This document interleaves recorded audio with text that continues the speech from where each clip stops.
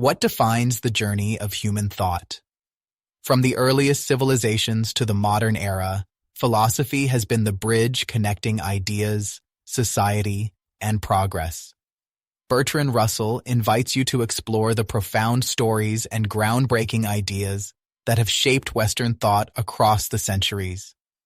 This is not just a history of philosophy, it's a journey into the very essence of what it means to think, to question, and to understand. Are you ready to uncover the connections that illuminate our past and guide our future? Preface. A few words of apology and explanation are called for if this book is to escape even more severe censure than it doubtless deserves. Apology is due to the specialists on various schools and individual philosophers. With the possible exception of Leibniz, every philosopher of whom I treat is better known to some others than to me. If, however, books covering a wide field are to be written at all, it is inevitable, since we are not immortal, that those who write such books should spend less time on any one part than can be spent by a man who concentrates on a single author or a brief period.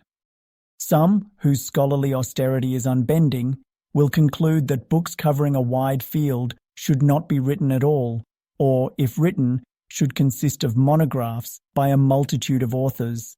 There is, however, something lost when many authors cooperate.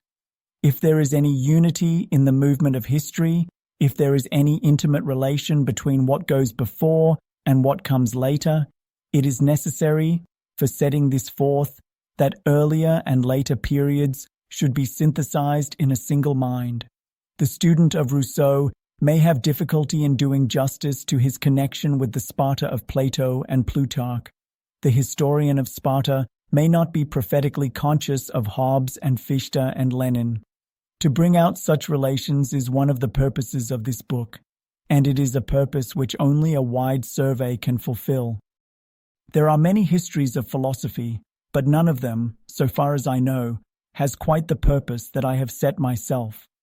Philosophers are both effects and causes, effects of their social circumstances and of the politics and institutions of their time, causes, if they are fortunate, of beliefs which mold the politics and institutions of later ages. In most histories of philosophy, each philosopher appears as in a vacuum. His opinions are set forth unrelated, except, at most, to those of earlier philosophers.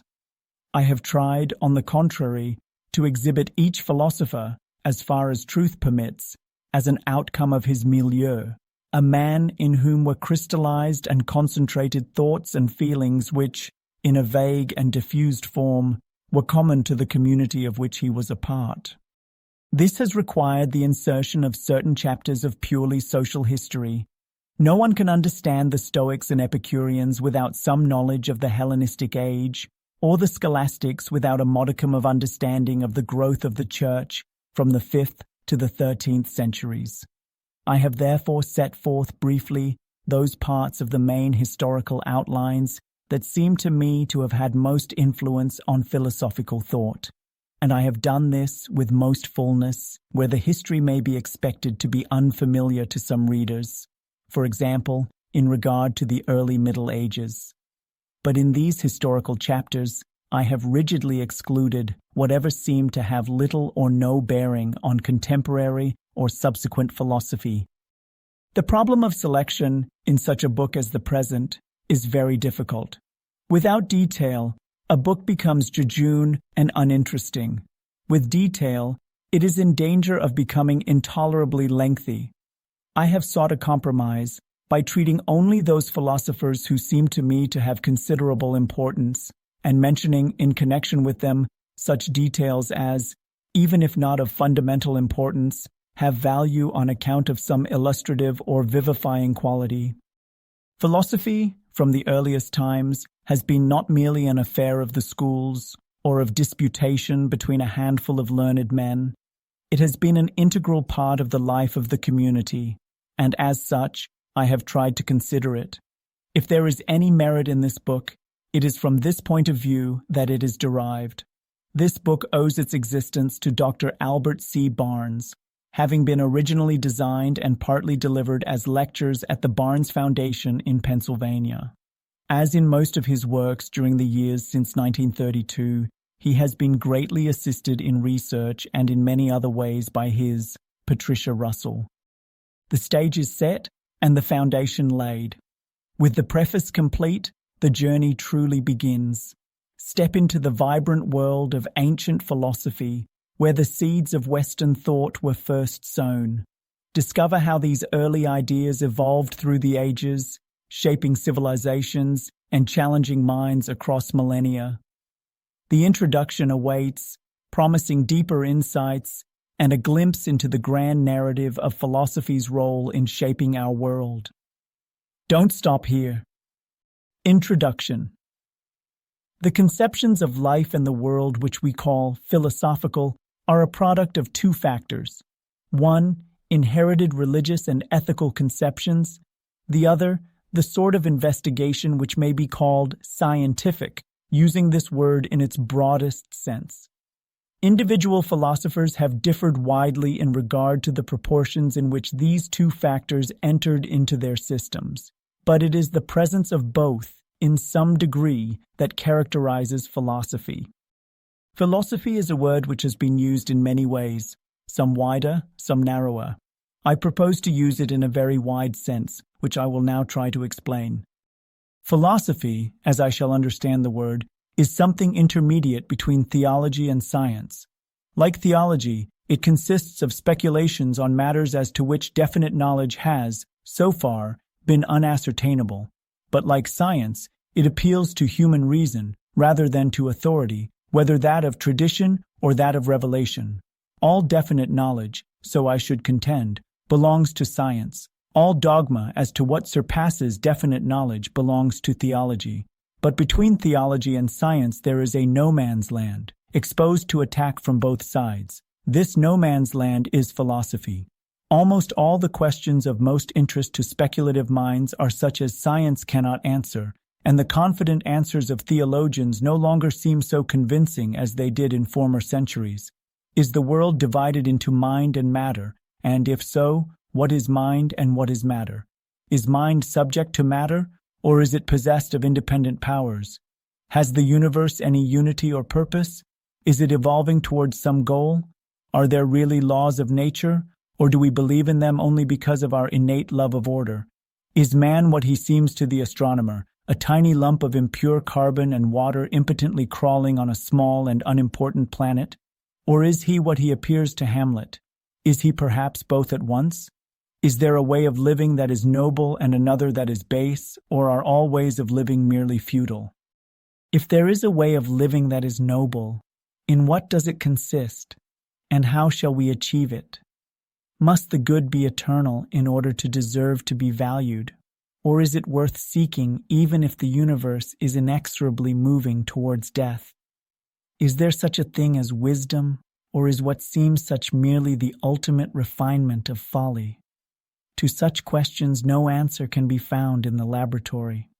Theologies have professed to give answers, all too definite, but their very definiteness causes modern minds to view them with suspicion. The studying of these questions, if not the answering of them, is the business of philosophy. Philosophy, as I shall understand the word, is something intermediate between theology and science. Like theology, it consists of speculations on matters as to which definite knowledge has, so far, been unascertainable. But like science, it appeals to human reason rather than to authority, whether that of tradition or that of revelation. All definite knowledge, so I should contend, belongs to science. All dogma as to what surpasses definite knowledge belongs to theology. But between theology and science there is a no-man's land, exposed to attack from both sides. This no-man's land is philosophy. Almost all the questions of most interest to speculative minds are such as science cannot answer, and the confident answers of theologians no longer seem so convincing as they did in former centuries. Is the world divided into mind and matter? And if so, what is mind and what is matter? Is mind subject to matter, Or is it possessed of independent powers? Has the universe any unity or purpose? Is it evolving towards some goal? Are there really laws of nature, or do we believe in them only because of our innate love of order? Is man what he seems to the astronomer, a tiny lump of impure carbon and water impotently crawling on a small and unimportant planet? Or is he what he appears to Hamlet? Is he perhaps both at once? Is there a way of living that is noble and another that is base? Or are all ways of living merely futile? If there is a way of living that is noble, in what does it consist, and how shall we achieve it? Must the good be eternal in order to deserve to be valued? Or is it worth seeking even if the universe is inexorably moving towards death?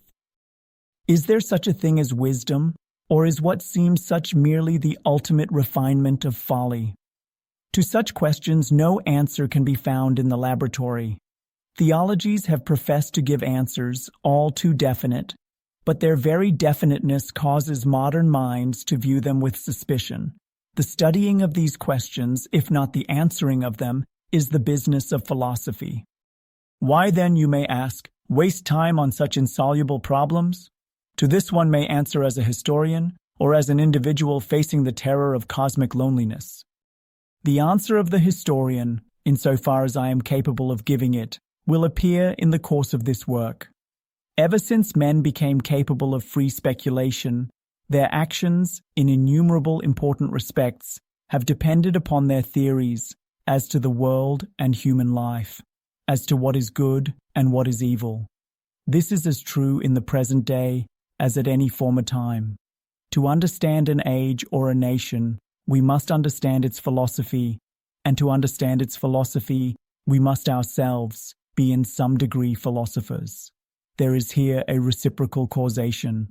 The circumstances of men's lives do much to determine their philosophy, but conversely, their philosophy does much to determine their circumstances. This interaction throughout the centuries will be the topic of the following pages. There is also, however, a more personal answer. Science tells us what we can know, but what we can know is little, and if we forget how much we cannot know, we become insensitive to many things of very great importance. Theology, on the other hand, induces a dogmatic belief that we have knowledge where in fact we have ignorance, and by doing so generates a kind of impertinent insolence towards the universe. Uncertainty, in the presence of vivid hopes and fears, is painful, but must be endured if we wish to live without the support of comforting fairy tales. It is not good either to forget the questions that philosophy asks, or to persuade ourselves that we have found indubitable answers to them. To teach how to live without certainty, and yet without being paralyzed by hesitation, is perhaps the chief thing that philosophy in our age can still do for those who study it. Philosophy, as distinct from theology, began in Greece in the 6th century BC. After running its course in antiquity, it was again submerged by theology as Christianity rose and Rome fell. Its second great period, from the 11th to the 14th centuries, was dominated by the Catholic Church, except for a few great rebels, such as the Emperor Frederick II, 1195 to 1250. This period was brought to an end by the confusions that culminated in the Reformation. The third period, from the 17th century to the present day, is dominated, more than either of its predecessors, by science. Traditional religious beliefs remain important, but are felt to need justification and are modified wherever science seems to make this imperative. Few of the philosophers of this period are orthodox from a Catholic standpoint, and the secular state is more important in their speculations than the Church. Social cohesion and individual liberty, like religion and science, are in a state of conflict or uneasy compromise throughout the whole period. In Greece, social cohesion was secured by loyalty to the city-state. Even Aristotle, though in his time Alexander was making the city-state obsolete, could see no merit in any other kind of polity. The degree to which the individual's liberty was curtailed by his duty to the city varied widely.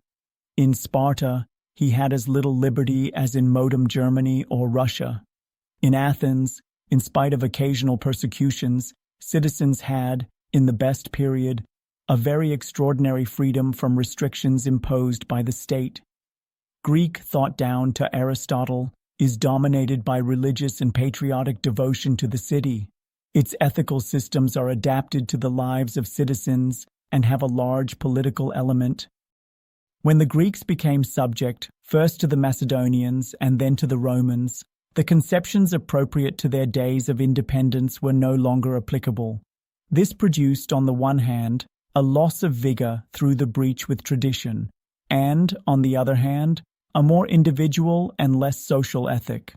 The Stoics thought of the virtuous life as a relation of the soul to God, rather than as a relation of the citizen to the state. They thus prepared the way for Christianity, which, like Stoicism, was originally unpolitical, since, during its first 3 centuries, its adherents were devoid of influence on government.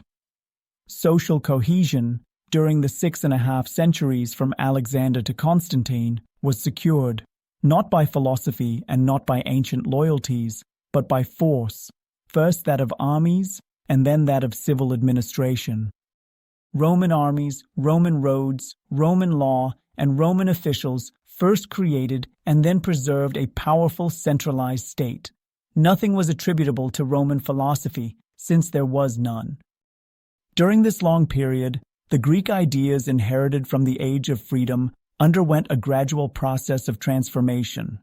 Some of the old ideas, notably those which we should regard as specifically religious, gained in relative importance.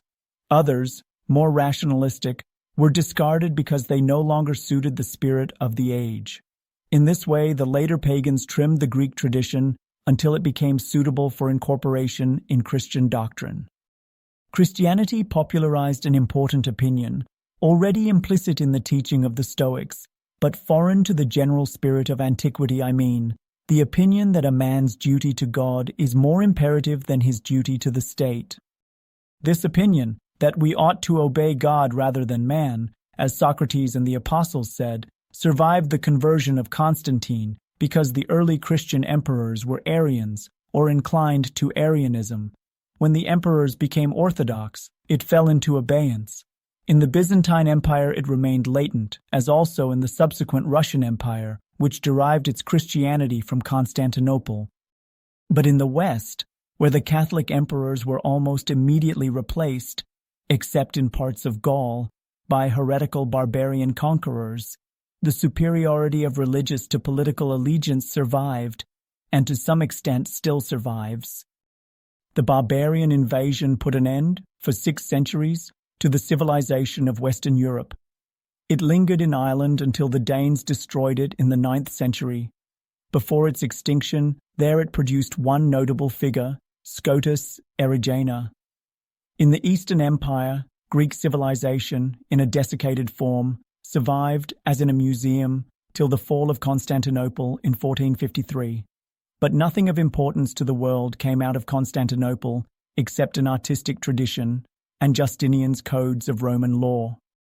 During the period of darkness, from the end of the 5th century to the middle of the 11th, the Western Roman world underwent some very interesting changes.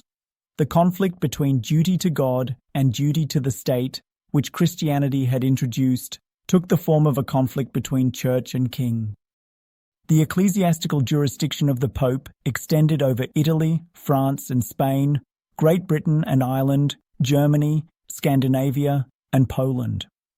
At first, outside Italy and southern France, his control over bishops and abbots was very slight, but from the time of Gregory VII, late 11th century, it became real and effective. From that time on, the clergy, throughout Western Europe, formed a single organization directed from Rome, seeking power intelligently and relentlessly, and usually victorious, until after the year 1300, in their conflicts with secular rulers. The conflict between church and state was not only a conflict between clergy and laity, it was also a renewal of the conflict between the Mediterranean world and the northern barbarians. The unity of the Church echoed the unity of the Roman Empire. Its liturgy was Latin, and its dominant men were mostly Italian, Spanish, or Southern French. Their education, when education revived, was classical. Their conceptions of law and government would have been more intelligible to Marcus Aurelius than they were to contemporary monarchs. The Church represented at once continuity with the past and what was most civilized in the present. The secular power, on the contrary, was in the hands of kings and barons of Teutonic descent, who endeavored to preserve what they could of the institutions that they had brought out of the forests of Germany. Absolute power was alien to those institutions, and so was what appeared to these vigorous conquerors as a dull and spiritless legality. The king had to share his power with the feudal aristocracy, but all alike expected to be allowed occasional outbursts of passion in the form of war, murder, pillage, or rape. Monarchs might repent, for they were sincerely pious, and after all, repentance was itself a form of passion. But the Church could never produce in them the quiet regularity of good behavior which a modern employer demands and usually obtains of his employees. What was the use of conquering the world if they could not drink and murder and love as the Spirit moved them? And why should they, with their armies of proud knights, submit to the orders of bookish men, vowed to celibacy and destitute of armed force? In spite of ecclesiastical disapproval, they preserved the duel and trial by battle, and they developed tournaments and courtly love. Occasionally, in a fit of rage, they would even murder eminent churchmen. All the armed force was on the side of the kings, and yet the Church was victorious. The Church won, partly because it had almost a monopoly of education, partly because the kings were perpetually at war with each other, but mainly because, with very few exceptions, rulers and people alike profoundly believed that the Church possessed the power of the keys. The Church could decide whether a king should spend eternity in heaven or in hell. The Church could absolve subjects from the duty of allegiance, and so stimulate rebellion. The Church, moreover, represented order in place of anarchy, and consequently won the support of the rising mercantile class. In Italy especially, this last consideration was decisive. The Teutonic attempt to preserve at least a partial independence of the Church expressed itself not only in politics, but also in art, romance, chivalry, and war. It expressed itself very little in the intellectual world, because education was almost wholly confined to the clergy. The explicit philosophy of the Middle Ages is not an accurate mirror of the times, but only of what was thought by one party. Among ecclesiastics, however, especially among the Franciscan friars, a certain number, for various reasons, were at variance with the Pope. In Italy, moreover, culture spread to the laity some centuries sooner than it did north of the Alps. Frederick II, who tried to found a new religion, represents the extreme of anti-papal culture. Thomas Aquinas, who was born in the Kingdom of Naples, where Frederick II was supreme, remains to this day the classic exponent of papal philosophy. Dante, some 50 years later, achieved a synthesis and gave the only balanced exposition of the complete medieval world of ideas. After Dante, both for political and for intellectual reasons, the medieval philosophical synthesis broke down. It had, while it lasted, a quality of tidiness and miniature completeness. Whatever the system took account of was placed with precision, with relation to the other contents of its very finite cosmos. But the Great Schism, the conciliar movement, and the Renaissance papacy led up to the Reformation, which destroyed the unity of Christendom and the scholastic theory of government that centered round the Pope. In the Renaissance period, new knowledge, both of antiquity and of the earth's surface, made men tired of systems, which were felt to be mental prisons. The Copernican astronomy assigned to the earth and to man a humbler position than they had enjoyed in the Ptolemaic theory. Pleasure in new facts took the place, among intelligent men, of pleasure in reasoning, analyzing, and systematizing. Although in art the Renaissance is still orderly, In thought, it prefers a large and fruitful disorder. In this respect, Montaigne is the most typical exponent of the age. In the theory of politics, as in everything except art, there was a collapse of order. The Middle Ages, though turbulent in practice, were dominated in thought by a passion for legality and by a very precise theory of political power. All power is ultimately from God. He has delegated power to the Pope in sacred things and to the Emperor in secular matters. But Pope and Emperor alike lost their importance during the 15th century. The Pope became merely one of the Italian princes, engaged in the incredibly complicated and unscrupulous game of Italian power politics. The new national monarchies in France, Spain, and England had, in their own territories, a power with which neither Pope nor Emperor could interfere. The national state, largely owing to gunpowder, acquired an influence over men's thoughts and feelings which it had not had before, and which progressively destroyed what remained of the Roman belief in the unity of civilization. This political disorder found expression in Machiavelli's Prince.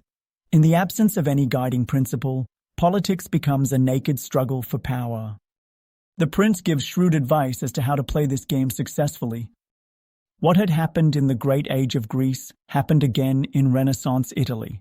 Traditional moral restraints disappeared because they were seen to be associated with superstition. The liberation from fetters made individuals energetic and creative, producing a rare fluorescence of genius.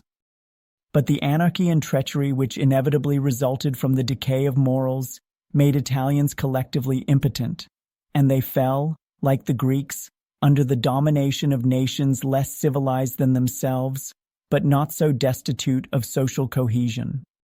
The result, however, was less disastrous than in the case of Greece, because the newly powerful nations, with the exception of Spain, showed themselves as capable of great achievement as the Italians had been. From the 16th century onward, the history of European thought is dominated by the Reformation. The Reformation was a complex, many-sided movement and owed its success to a variety of causes. In the main, it was a revolt of the northern nations against the renewed dominion of Rome. Religion was the force that had subdued the north, but religion in Italy had decayed. The papacy remained as an institution and extracted a huge tribute from Germany and England, but these nations, which were still pious, could feel no reverence for the Borgias and Medicis, who professed to save souls from purgatory in return for cash which they squandered on luxury and immorality. National motives, economic motives, and moral motives all combined to strengthen the revolt against Rome. Moreover, the princes soon perceived that, if the church in their territories became merely national, they would be able to dominate it, and would thus become much more powerful at home than they had been while sharing dominion with the Pope. For all these reasons, Luther's theological innovations were welcomed by rulers and peoples alike throughout the greater part of Northern Europe. The Catholic Church was derived from three sources. Its sacred history was Jewish, its theology was Greek, its government and canon law were, at least indirectly, Roman.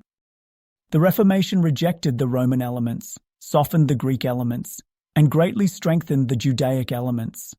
It thus cooperated with the nationalist forces, which were undoing the work of social cohesion, which had been effected first by the Roman Empire and then by the Roman Church.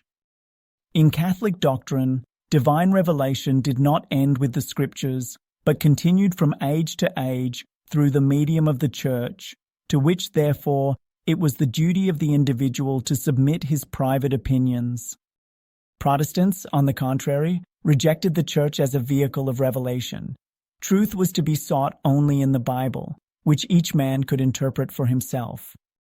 If men differed in their interpretation, there was no divinely appointed authority to decide the dispute.